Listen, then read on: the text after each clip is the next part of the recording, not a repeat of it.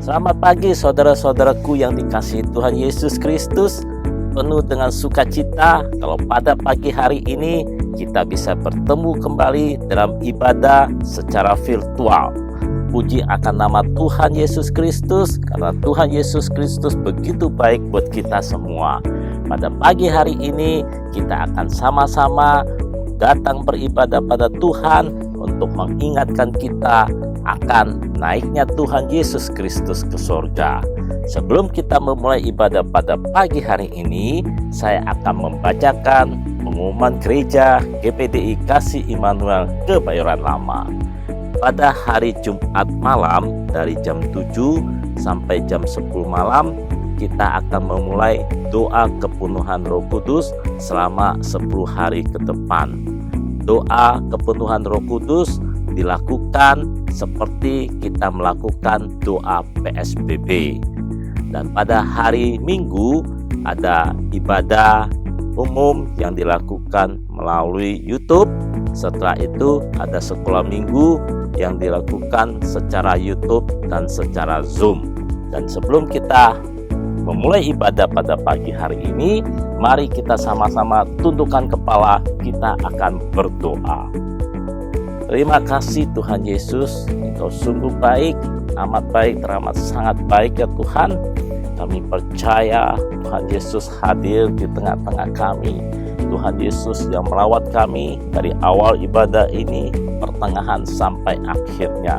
Dan kami juga akan mendapatkan firman-Mu pada pagi hari ini melalui mulut hamba-Mu ya Bapa. Engkau yang berkati hamba-Mu, Engkau jamah hamba-Mu, biar hamba-Mu berkata-kata sesuai dengan kehendak-Mu ya Bapa. Rawat seluruh jemaat-Mu yang ikut ambil bagian pada ibadah pada pagi hari ini ya Tuhan. Terima kasih Bapa, terima kasih Tuhan Yesus.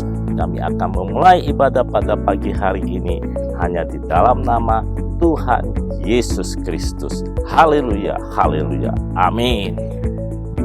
Selamat beribadah, Tuhan Yesus memberkati.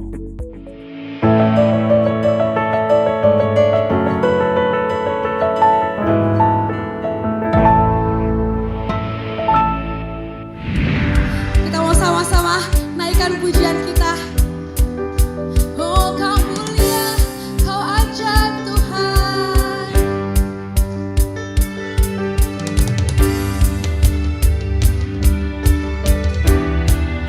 Terima kasih Bapa, sumber kemenangan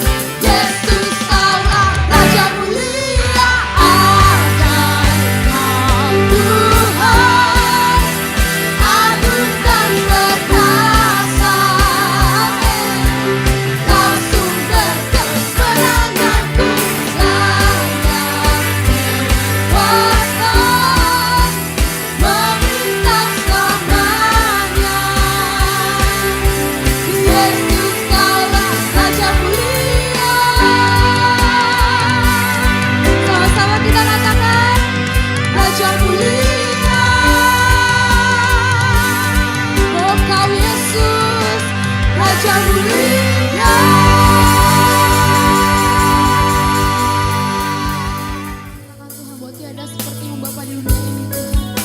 Hanya Kau Yesus, hanya Kau Bapa. Anugerah terbesar dalam hidup kami Yesus.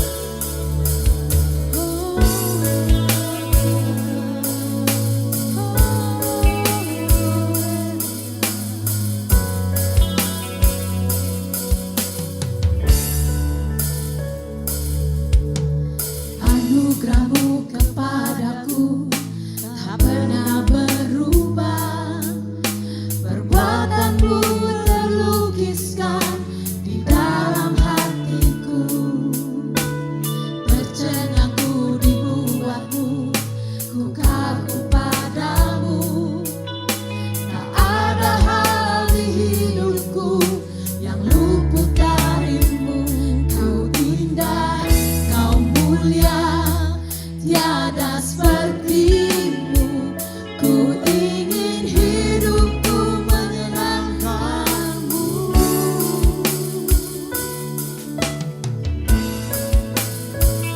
Oh Yesus, Kau terawal dan terakhir. Kau terawal dan terakhir, pencipta segalanya. Seluruh bintang pun bersinar oleh ucapan-Mu. Engkau pun mengasihiku, menulis hidupku. Tak henti senap nafasku, menyembah-Mu selalu. Ku puji, sembah, tiada seperti-Mu. Ku ingin hidupku menyenangkan-Mu. Segala puji, segala hormat, segenap hatiku menyembah-Mu. Terimalah segenap hidupku sebagai persembahan yang hidup. Segala puji, segala hormat, segenap hatiku menyembah-Mu. Terimalah segenap hidupku sebagai persembahan yang hidup. Anugerah-Mu Yesus.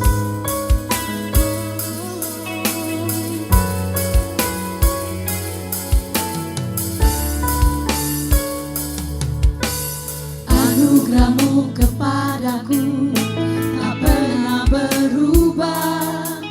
Perbuatan-Mu terlukiskan di dalam hatiku.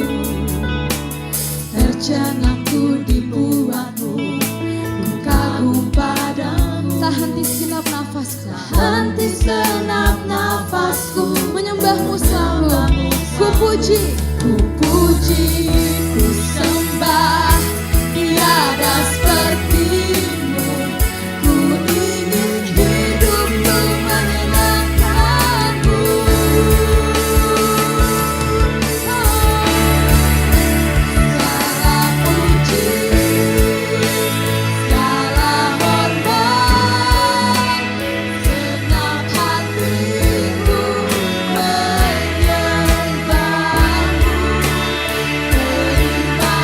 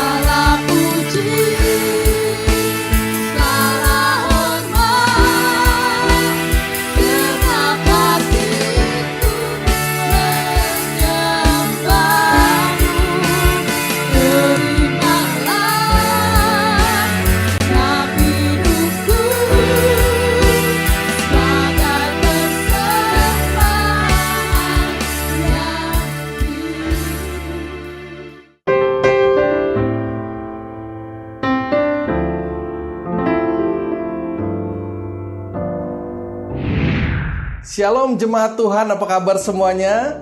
Senang sekali saya bisa ada saat ini ya untuk menyampaikan kebenaran firman Tuhan di hari yang spesial ini karena kita memperingati kenaikan Tuhan Yesus ke surga. Dan dalam momen yang luar biasa. Tema firman Tuhan yang saya ingin bagikan kepada saudara pada pagi hari ini yaitu mengikut Yesus happy ending, saudara ya. Sekali lagi, mengikut Yesus happy ending. Firman Allah dalam Kisah Rasul 1 ayat yang ke-9 berkata, sesudah ia mengatakan demikian, terangkatlah ia disaksikan oleh mereka, dan awan menutupnya dari pandangan mereka. Saudaraku, kita ingat bagaimana Tuhan dengan luar biasa, dia menutup pelayanannya, dan dia melakukannya dengan sangat luar biasa, saudara. Ya, saudara bisa bayangkan, saya menyebutkan ini adalah sesuatu yang spektakuler, saudara. Dari sekian lama pelayanan Tuhan Yesus, ya, dia melakukan sesuatu yang luar biasa. Kalau kita baca dalam firman Tuhan dalam Kisah Rasul 11, ya, kisah di mana murid-murid Yesus saat itu adalah momen-momen di mereka menyaksikan kenaikan Tuhan Yesus. Saya akan bacakan buat saudara. Kisah 9 ayat 10 sampai 11. Ketika mereka sedang menatap ke langit, waktu ia naik, tiba-tiba berdirilah dua orang yang berpakaian putih dekat mereka dan berkata kepada mereka, "Hai orang Galilea, mengapakah kamu berdiri melihat ke langit? Yesus ini yang terangkat ke sorga meninggalkan kamu akan datang kembali dengan cara yang sama seperti kamu melihat dia naik ke surga." Saudara, perhatikan ayat ini. Saya cuma membayangkan pada waktu Yesus naik, ya, begitu banyak murid Yesus yang menyaksikannya, saksi matanya begitu banyak. Pada waktu Yesus naik ke surga, mereka terbengong-bengong melihat sampai mereka terus memandang ke langit dan harus disadarkan oleh malaikat, saudara. Yang ada juga saat itu dikatakan, "Hai orang Galilea, mengapa kamu berdiri melihat ke langit?" Mungkin entah berapa menit mereka menyaksikan awan, saking terpesonanya, spektakulernya bagaimana Yesus menyelesaikan tugasnya, pelayanannya di muka bumi dengan naik begitu luar biasa. Saudara bayangkan ya, kalau saat ini ada yang seperti itu pun di teknologi saat ini kita kagum, saudara. Kalau ada manusia yang tanpa peralatan naik ke langit dan hilang ditutup awan, itu sesuatu yang spektakuler, bukan? Sesuatu yang luar biasa. Dan saya percaya, saudara, Allah kita memang Allah yang luar biasa. Katakan amin ya, saudara. Allah kita Allah yang luar biasa, Allah yang dahsyat, yang sanggup melakukan segala perkara. Oleh karena itu di dalam firman Allah di dalam 1 Petrus 2 ayat 21 berkata, sebab untuk itulah kamu dipanggil, karena Kristus pun telah menderita untuk kamu dan telah meninggalkan teladan bagimu supaya kamu mengikuti jejaknya. Ini adalah jejak yang Tuhan tinggalkan. Ada banyak hal yang kita pelajari dari kisah Tuhan Yesus. Tetapi Yesus memulainya dari kelahiran hingga dia sampai kenaikannya, meninggalkan sebuah jejak, sebuah pola yang bisa kita pelajari, saudara. Jangan follow yang tidak happy ending, saudara. Firman Allah juga berkata dalam 1 Korintus 15 ayat 14, tetapi andai kata Kristus tidak dibangkitkan, maka sia-sialah pemberitaan kami dan sia-sialah juga kepercayaan kamu. Saudaraku, mengapa kita harus ikut Tuhan? Karena Yesus mengakhirinya dengan happy ending. Saudara bisa bayangkan kalau itu sebuah kisah atau sebuah film yang kita ikuti, tetapi akhirnya hanya kematian. Akhirnya tidak ada sesuatu yang menarik. Karena apa? Karena mati sudah, saudara. Ya, jangan follow yang tidak happy end, saudara. Artis sehebat apapun, seterkenal apapun, followernya mungkin jutaan, viewernya di YouTube mungkin ratusan juta, saudara. Ketika dia mati, ya udah selesai, nggak happy end, ya nggak? Mungkin juga ada orang hebat, saintis yang hebat. Ketika dia mati, ya udah dia mati lagi terus, tidak bangkit lagi, saudara. Jangan di follow. Ngapain, saudara? Firman Allah berkata, sia-sialah kepercayaan kamu. Kalau Tuhan Yesus hanya mati lalu tidak bangkit, berkata bahwa itu sia-sia. Firman Allah berkata, sia-sia apa yang kita percayai. Oleh karena itu kita bersuka cita pada hari ini, memperingati bagaimana Tuhan Yesus bangkit dan dia naik ke surga. Dia kembali ke rumah Bapa. Dia menyediakan rumah bagi kita di sana. Wow, betapa indah dan luar biasanya. Ikut Tuhan adalah sesuatu yang happy ending, saudara. Oleh karena itu Tuhan berkata kepada murid-muridnya, kepada setiap kita, mari ikutlah aku. Come follow me. Ketika kita mau ikut Tuhan, kita akan melihat sebuah pola yang sangat-sangat luar biasa, saudara. Ya, ini yang saya mau bagikan kepada saudara semua, saudara. Ketika kita ingin mengikuti sesuatu, terutama sesuatu yang sangat-sangat penting, menyangkut keselamatan hidup kita, pastikan pola yang kita ikuti adalah pola yang happy ending, saudara. Kalau mungkin kita mengikuti yang lain, kalau nggak happy ending, ya paling hanya sekedarnya, saudara, seperlunya saja. Tetapi ketika kita mengikuti Yesus, kita tahu pola yang Dia kerjakan, jejak yang Dia tinggalkan, seperti firman Tuhan katakan, harus happy ending, saudara. Amin. Dari hal yang pertama, ada 8 pola hidup Yesus hingga sampai Dia kenaikan, saudara. Yang pertama dari pola apa? Kelahirannya, saudara. Ya, firman Allah dikatakan bahwa Yesus itu lahir dari kuasa Roh Kudus. Yesus bukan lahir dari benihnya Yusuf, bukan dari benih manusia, tetapi dari kuasa Roh Kudus. Itu pola yang pertama yang Yesus tinggalkan buat kita ikuti, saudara. Ya, oleh karena itu firman Allah berkata, kalau kita mau mengikuti apa yang Yesus lakukan hingga Dia naik ke surga, kita harus ikuti juga yang pertama. Kita mengalami kelahiran baru, saudara. Di dalam Yohanes 3 ayat 5-6, jawab Yesus, aku berkata kepadamu, sesungguhnya jika seorang tidak dilahirkan dari air dan roh, ia tidak dapat masuk dalam kerajaan Allah. Apa yang dilahirkan dari daging adalah daging, dan apa yang dilahirkan dari roh adalah roh. Janganlah engkau heran karena aku berkata kepadamu, kamu harus dilahirkan kembali. Ini adalah pola pertama yang Yesus tinggalkan sebagai jejak. Ya, are you born again? Apa saudara lahir baru dari roh? Oleh karena itu, saudara, pastikan diri kita sama seperti Yesus, meninggalkan jejak yang pertama. Dia dikandung oleh Roh Kudus. Kita juga harus dikandung oleh Roh Kudus. Ketika kita betul-betul mengalami kelahiran kembali, saudara akan merasakan cinta yang mula-mula, cinta Tuhan yang luar biasa. Saya gak heran, saudara, orang yang lahir baru itu doyannya berdoa, baca Alkitab, gak usah disuruh, gak usah dipaksa, gak usah dibujuk-bujuk. Dia akan mencari Tuhan dengan segenap hati. Dia akan mudah sekali meninggalkan dosanya. Itu adalah ciri-ciri orang yang lahir baru. Yang kedua, saudara, Yesus setelah Dia lahir, lalu Dia bertumbuh dewasa, dan Dia menghadapi yang namanya ketemu dengan Yohanes Pembaptis, Dia minta dibaptis. Demikian juga pengikut Yesus, kita harus mengikuti langkah yang kedua ini. Kita mau juga dibaptis, saudara. Di dalam Kisah 2 ayat 41, orang-orang yang menerima perkataannya itu memberi diri dibaptis. Dan pada hari itu jumlah mereka bertambah kira-kira 3.000 jiwa. Apa yang harus dilakukan? Tahap yang kedua. Kita kan pengennya nanti nih sampai kenaikan. Kita juga rindu dong ya mengalami kenaikan. Ikuti dulu langkah pertama. Langkah kedua yaitu baptisan air. Kalau saudara hari ini mendengarkan firman Tuhan, engkau sudah yakin, kau terima Yesus dengan segenap hatimu. Langkah kedua, ikuti apa yang Yesus kerjakan. Dia juga mau dibaptis, saudara.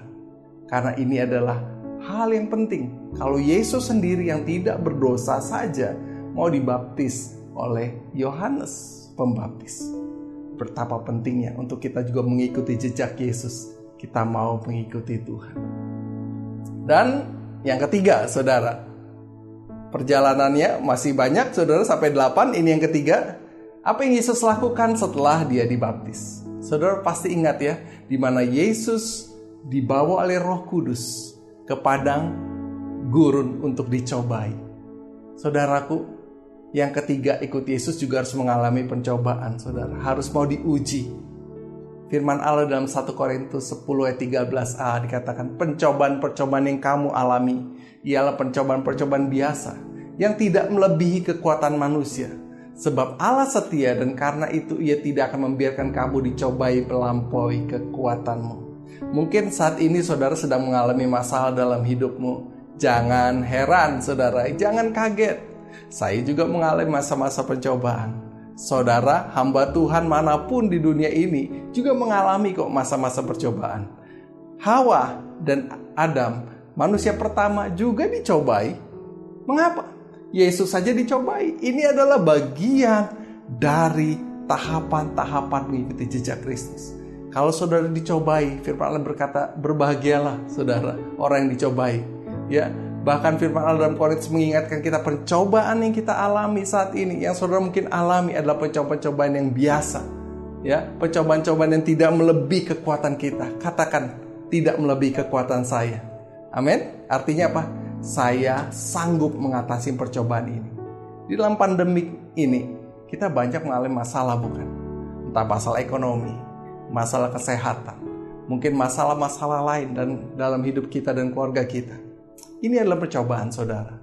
Percayalah, pagi hari ini kalau Tuhan ingatkan, oh iya ya, saya sedang mengalami masa percobaan.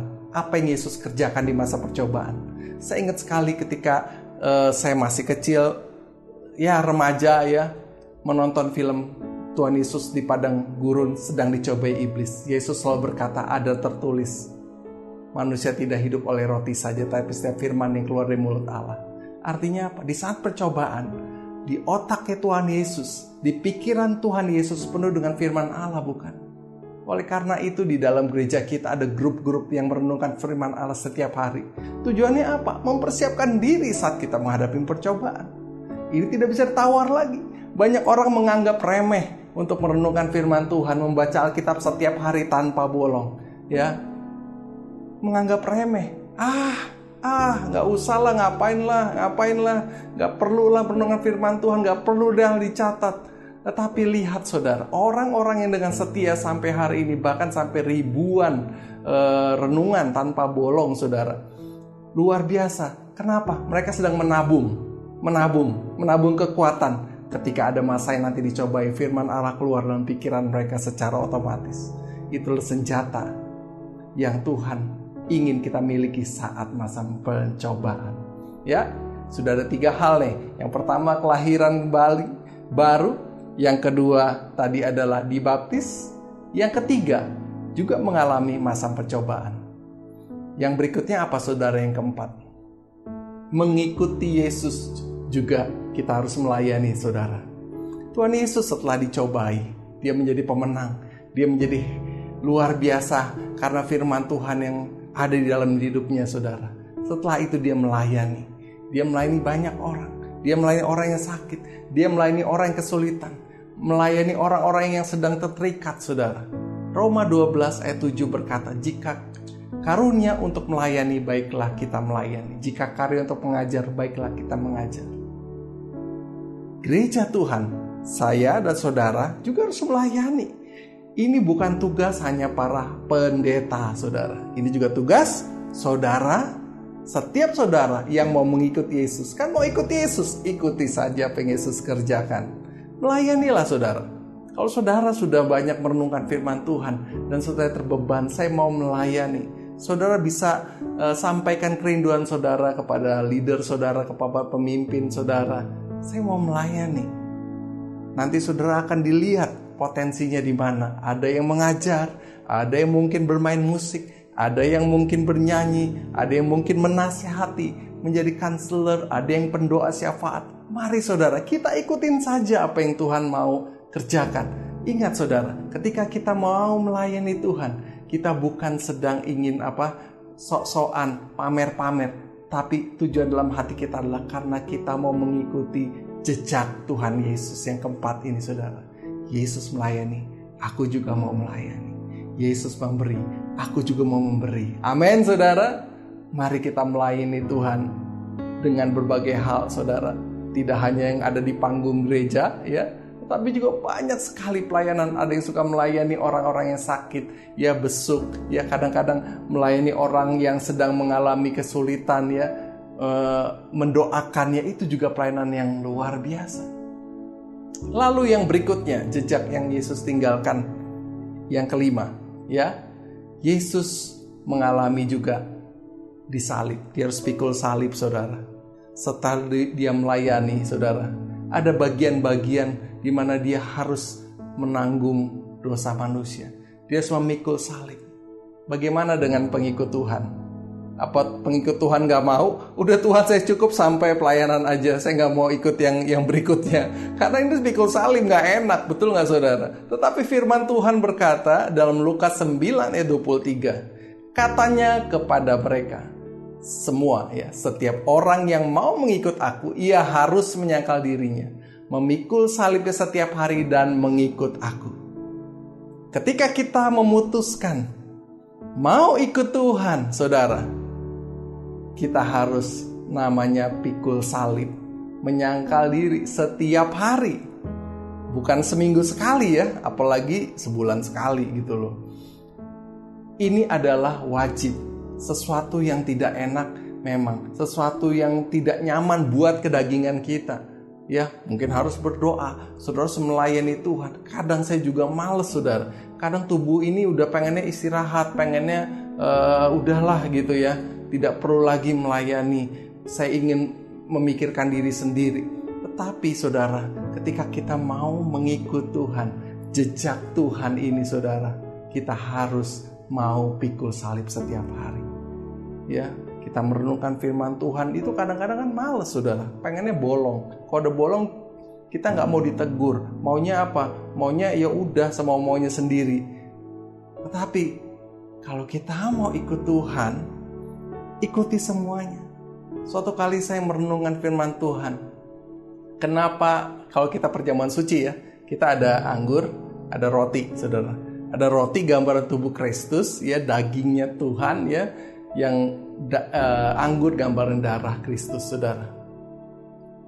Kalau kita, bener nggak? Kalau kita mau makan nih sebagai gambaran saja, kita tuh kan maunya dagingnya aja, saudara. Bener nggak? Saya mau dagingnya aja. Gambaran dari apa? Maunya enaknya aja, gitu. Ketika kita mau cuma ambil dagingnya saja, maka akibatnya apa, saudara? Kita tidak mau ngambil yang susahnya. Tetapi ikut Tuhan tidak bisa seperti itu. Ada roti, ada juga darah. Ketika kita mau ikut Tuhan, kita harus ingat, gak bisa ambil dagingnya saja, bagiannya enaknya saja, saudara. Kita juga harus meminum anggur gambaran darah Yesus. Aku juga mau menderita. Aku juga mau siap untuk menyalibkan keinginan-keinginan daging kita. Amin, saudara. Sampai tahap yang kelima ini, saudara. Saudara masih mau ikut Tuhan tidak? Ya, mulai mikir-mikir ya. Tapi saudara coba pikirkan ya. Kalau misalnya ada alternatif lain, ada nggak yang bisa seperti Yesus? Yang saudara yakin saudara mau ikutin seperti Yesus. Anggaplah nabi-nabi hebat yang ada di dunia ini. Saudara bisa sebut banyak nabi-nabi hebat, orang-orang baik selama hidup mereka. Di mana mereka sekarang? Apakah mereka naik ke surga? Atau mereka hanya selesai di batu nisan? Kita tahu semuanya selesainya di batu nisan. Karena hanya Yesus yang bangkit dari kematian. Gimana caranya, saudara? Kalau cuma hanya Yesus yang bisa melakukannya. Dan Yesus berkata, ikutlah aku. Saya memutuskan untuk ikut Tuhan. Amin, saudara. Yang keenam, setelah Yesus pikul salib, dia juga harus mengalami kematian. Pengikut Yesus juga harus mengalami kematian, saudara. Ya, sekali lagi, tidak ngambil hanya dagingnya, tapi juga ambil darahnya, saudara. Tidak hanya ambil enaknya, tapi juga mau menderita bersama Tuhan. Kolose 3 ayat 5, karena itu matikanlah dalam dirimu segala sesuatu yang duniawi, saudara. Yaitu percabulan, kenajisan, hawa nafsu, nafsu jahat, dan juga keserakahan yang sama dengan penyembahan berhala. Saudaraku, kalau kita mau ikut Tuhan, memang kita harus mematikan keinginan duniawi kita. Apa sih enaknya keinginan duniawi, saudara? Mengapa Tuhan ingin kita mati terhadap keinginan duniawi, keinginan daging kita, saudara? Karena ini membawa maut. Ini membawa kematian. Ini membawa kepada kesengsaraan, kepada hidup yang hancur. Kita lihat anak yang terhilang dalam Lukas. Kitab Lukas, anak bungsu ini. Dia memilih sepertinya enak gitu loh. Sepertinya free ya. Ada orang katanya free sex ya. Waduh, sepertinya bebas itu enak ya. Tetapi lihatlah akhirnya. Akhirnya kebanyakan adalah hanya kesia-siaan, penyesalan. Oleh karena itu saudara, ikuti Yesus.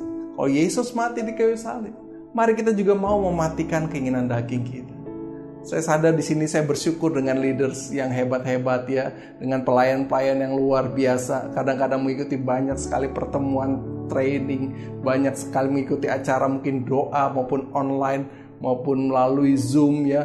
Kadang-kadang saya tahu lelah habis pulang kerja ya, mungkin kerja udah sebagian, banyak yang sudah kerja onsite ya, sudah offline ya, kerja normal. Mereka tetap mau mematikan keinginan daging. Mereka ikut training, mereka mau diajar, setia dalam pengajaran.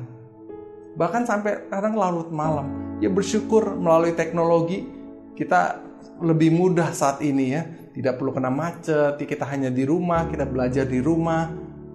Tetapi ini adalah bagian di mana kita mau mematikan keinginan daging saudara. Nggak mau seenaknya dewe, amin ya.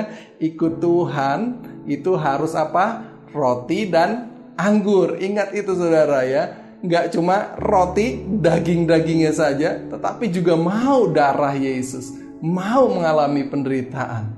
Yang ketujuh, ya, ini udah bagian yang seru, saudara. Yesus sudah bangkit, amin. Pengikut Yesus juga mengalami kebangkitan. Ingat ya, pengikut Yesus. Yang mengikuti Yesus dari apa? Dari proses kelahirannya sampai kematiannya baru dia mengalami kebangkitan. Dalam 1 Tesalonika 4 ayat 16. Sebab pada waktu tanda diberi. Yaitu pada waktu penghulu malaikat berseru dan sangkakala Allah berbunyi, maka Tuhan sendiri akan turun dari sorga dan mereka yang mati dalam Kristus akan lebih dahulu bangkit. Saudaraku, ini hanya berlaku untuk orang-orang yang ikut dari yang pertama sampai yang ke-6, saudara. Ketika kita mau sungguh-sungguh ikut Tuhan, kita ikut setiap bagiannya, bukannya sebagian. Oleh karena itu Tuhan berkata, yang mati dalam Kristus akan bangkit. Amin. Luar biasa saudara, nanti kita akan melihat orang-orang dalam Tuhan tidak akan dikecewakan saudara. Kita tidak akan selamanya ada di kematian, tidak aja selalu ada di dalam apa? Lembah maut, tapi kita akan dibangkitkan bersama dengan Kristus. Ada harapan yang luar biasa. Jadi nanti kita bertemu dengan orang-orang yang sudah mungkin orang tua kita yang sudah dipanggil Tuhan. Kita akan bertemu kembali dengan mereka. Orang-orang yang kita kasih, kita akan bertemu dengan mereka, saudara. Kenapa, saudara? Karena ada janji kebangkitan. Itu hanya berlaku untuk yang ikut Tuhan dari perjalanan yang pertama hingga perjalanan yang ke-6. Bahkan sampai yang ke-7 ini saudara mengalami kebangkitan. Haleluya. Dan yang ke-8, yang terakhir saudaraku, apa yang kita akan alami juga saudara? Pengikut Yesus juga akan mengalami kenaikan di atas awan. Ini yang kita peringati hari ini saudara. Ayatnya ada di mana? Di dalam 1 Tesalonika 4 ayat 17. Sesudah itu kita yang hidup, yang masih tinggal, akan diangkat bersama-sama dengan mereka dalam awan menyongsong Tuhan di angkasa. Demikianlah kita akan selama-lamanya bersama-sama dengan Tuhan. Wow, happy ending bukan? Ini happy ending luar biasa. Saya cuma ngebayangin gitu ya saudara. Di zaman murid-murid Yesus ribuan tahun yang lalu, Yesus sudah menunjukkan teknologi apa gitu sampai bisa terbang ke langit dengan tubuh yang luar biasa, bisa tembus tembok. Betapa dahsyatnya saat itu saudara. Sampai saat ini pun tidak ada yang bisa menemukan teknologi seperti itu saudara. Tidak ada yang bisa melawan gravitasi. Tetapi Yesus berkata, kalau kita ikut Tuhan dari perjalanan nomor 1, 2, 3, 4, 5, 6, 7 sampai ke 8 Tuhan berjanji. Ini endingnya seperti ini. Amin. Endingnya akan happy end saudara. Endingnya akan penuh dengan spektakuler saudara. Kita akan naik di atas awan. Bersama mungkin jutaan orang-orang yang takut akan Tuhan. Mereka tidak akan pernah menyesal ikut Tuhan. Mereka sungguh-sungguh, mereka mau pikul salib, mereka bisa mau mematikan keinginan daging mereka. Mereka akan berbahagia saudara. Saya bersyukur kalau saya bersama dengan saudara di momen yang indah itu saudara. Aduh, itu momen yang tidak terkatakan. Momen yang sungguh-sungguh sama agung saudara. di mana kita akan bersama dengan Tuhan selama-lamanya, saudara. Hidup dalam kekekalan. Orang-orang yang ikut Tuhan saja yang bisa mengalami ini. Jika hari ini kita merayakan kenaikan Tuhan Yesus, yuk kita ingat, bukan hanya naiknya saja yang kita ingat, tetapi proses, jejak yang Tuhan tinggalkan. Ingat apa yang Tuhan katakan, apa? Follow me, ikutlah aku. Karena kita sudah tahu ujungnya yang kita ikuti siapa, bagaimana akhirnya hidup kita. Saya percaya, saudara, jejak yang Tuhan tinggalkan itu membuat kita kuat di saat-saat kita menghadapi kesulitan. Mulai step by step ikut Tuhan dengan sungguh-sungguh. Jangan tinggalkan imanmu, tetap percaya, ikut Yesus sungguh-sungguh. Walaupun kau harus pikul salib setiap hari, engkau harus mematikan keinginan dagingmu, engkau harus memaksakan kadang dirimu untuk berdoa, bersyafaat, berdoa. Ya, besok hari kita akan mulai ada doa 10 hari. Ya, saudara bisa ambil jam doa saudara setiap hari, ambil 30 menit masing-masing di rumah saudara masing-masing. Komitmen saudara 10 hari dan saudara lakukan dengan sungguh-sungguh. Saya percaya setiap kali kita berdoa dengan sungguh-sungguh, ada kekuatan Tuhan, ada hadirat Tuhan, ada pewahyuan yang Tuhan kasih buat kita untuk kita bisa sungguh-sungguh kuat, saudara, menghadapi masa-masa sulit. Nanti di hari yang terakhir kita akan bertemu secara online, saudara, berdoa bersama-sama. Dan saya percaya saudara yang belum penuh Roh Kudus akan dipenuhi kuasa Roh Kudus. Mari saudaraku, saat ini, saat kita ada di hari yang luar biasa ini, kita mengingat suatu hari nanti kita akan bersama-sama Tuhan di awan-awan. Amin. Tuhan Yesus memberkati. Mari kita berdoa. Bapa di surga, kami mengucap syukur Tuhan untuk kebenaran firman-Mu.